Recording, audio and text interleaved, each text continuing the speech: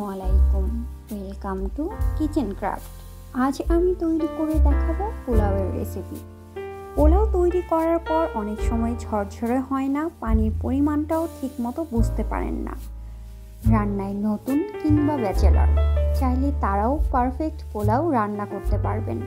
ঝরঝরে পোলাও তৈরির জন্য রয়েছে কিছু টিপস ফলো করে তৈরি করে নিন পারফেক্ট পোলাও। পারফেক্ট পোলাও তৈরির জন্য সম্পূর্ণ ভিডিও স্কিপ না করে দেখার জন্য অনুরোধ রইল। এখন চটজলদি রান্নায় চলে যাচ্ছি।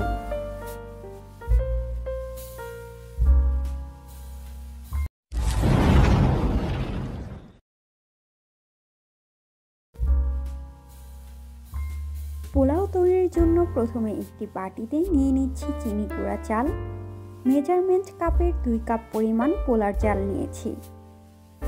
সহজে বোঝার জন্য বলছি 2 কাপে চাল 500 গ্রাম। এবার পোলার চালে অ্যাড করছি নর্মাল পানি। খুব ভালোভাবে ধুয়ে পরিষ্কার করে নেব।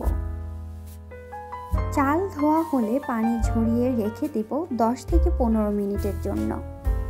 বেশিক্ষণ ভিজিয়ে রাখা যাবে না, এতে করে চাল রান্নার সময় ভেঙে যাবে। এবার একটি প্যানে নিয়ে নিচ্ছি ঘি 2 টেবিল চামচ। ঘি গলে আসলে অ্যাড করছি কিছু দারচিনি, সাদা এলাচ 5-6টি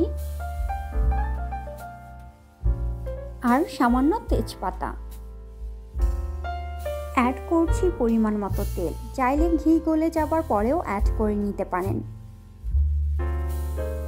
এখন 1 মিনিট ভালোভাবে নেড়ে ভেজে নিব। চাইলে এই পর্যায়ে সামান্য পেঁয়াজ কুচি ব্যবহার করতে পারেন। 1 মিনিট পর অ্যাড করছি পোলার চাল। চাল দেওয়া হলে অল্প আঁচে অনবরত নেড়ে অন্তত 10-12 মিনিট খুব ভালোভাবে ভেজে নিব। চুলার আঁচ অল্পতে রেখে চাল ঝরঝরে হয়ে আসা পর্যন্ত ভাজতে হবে। একটু সময় নিয়ে ভাজবেন, এতে করে পোলাও রান্নার পর ঝরঝরে হবে। ঝরঝরে পোলাও তৈরির জন্য অবশ্যই পোলার চাল খুব ভালোভাবে ভাজাটা খুব জরুরি। চাল ভাজা হয়ে গিয়েছে, দেখতেই পাচ্ছেন চালের কালারটা একটু চেঞ্জ হয়ে এসেছে। পর্যায়ে চাল থেকে খুব সুন্দর একটা ঘ্রাণ পাওয়া যাচ্ছে। এখন অ্যাড করছি গরম দুধ। এখানে আমি যে কাপ দিয়ে চাল মেপে নিয়েছিলাম সেই কাপ দিয়ে 4 কাপ দুধ ব্যবহার করছি। দুধ ব্যবহার করলে পোলাও রান্নার পর খেয়াল করবেন স্বাদটা অনেক গুণ বেড়ে যায়। চাইলে পানিও ব্যবহার করতে পারেন, অবশ্যই গরম পানি ব্যবহার করবেন।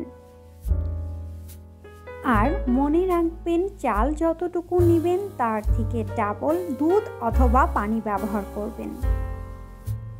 অ্যাড করছি লবণ পরিমাণ মতো। পোলাওতে লবণটা একটু খেয়াল করে দিবেন যেন কোনোভাবেই পরিমাণে বেশি না হয়, তাহলে রান্নার সব কষ্ট বৃথা যাবে।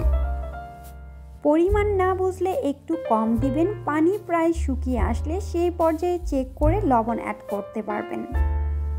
অ্যাড করছি সামান্য জয়ত্রী, এটা অপশনাল, চাইলে স্কিপ করতে পারেন। অ্যাড করছি কিছু কিশমিশ, এটা আমার খুবই ভালো লাগে, আর কিশমিশ অ্যাড করার ফলে পোলাওতে একটু মিষ্টি ফ্লেভারও আসে।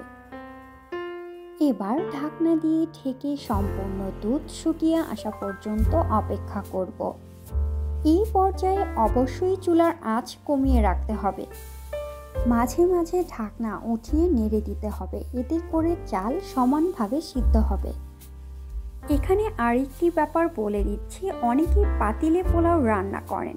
অনেক সময় পাতিলের নিচে আঁচ বেশি হওয়ায় লেগে লালচে ভাব হয়ে যায়। সেক্ষেত্রে পাতিলের নিচে তাওয়া দিয়ে নেবেন, এতে করে ডিরেক্ট আঁচ লাগবে না। এক্ষেত্রে চালে গরম পানি অ্যাড করার পরেই তাওয়া আগে থেকে গরম করে চুলার আঁচ কমিয়ে সেটার উপরে রাখবেন।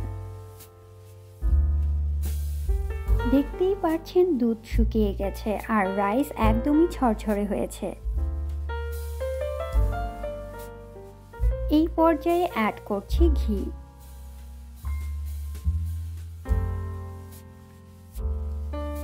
ঘি দেওয়া হলে ঢেকে অপেক্ষা করব 2 মিনিট। এর মাঝেই আমি পেঁয়াজ বেরেস্তা তৈরি করে নিব, তাই পাশের চুলায় রেখে দিচ্ছি। এবার অন্য একটি প্যানে নিয়ে নিচ্ছি পরিমাণ মতো তেল।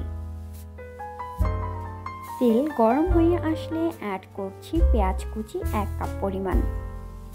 মিডিয়াম আঁচে অনবরত নেড়ে পেঁয়াজ ভেজে নিব। আপনারা চাইলে পোলাও তৈরির আগেও বেরেস্তা করে নিতে পারেন।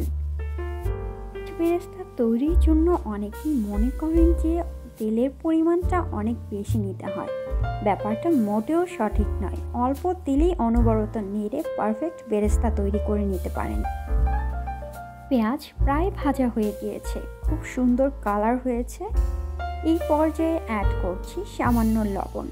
এতে করে পেঁয়াজ বেরেস্তা সহজে নরম হয়ে যাবে না, ক্রিস্পি থাকবে। দেখতেই পারছেন বেরেস্তা প্রায় হয়ে এসেছে।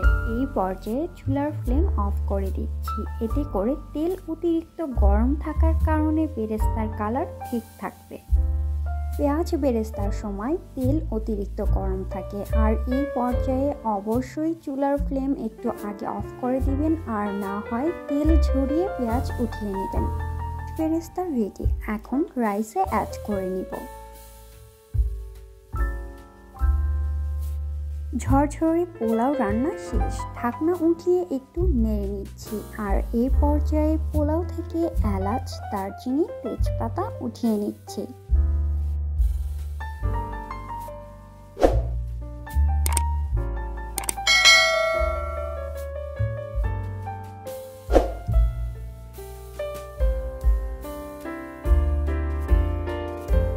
ঝরঝরে সাদা পোলাও তৈরি।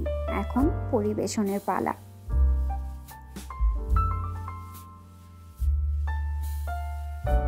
টিপস ফলো করে তৈরি করে নিতে পারেন ঝরঝরে পারফেক্ট পোলাও। অ্যাড করছি পেঁয়াজ বেরেস্তা।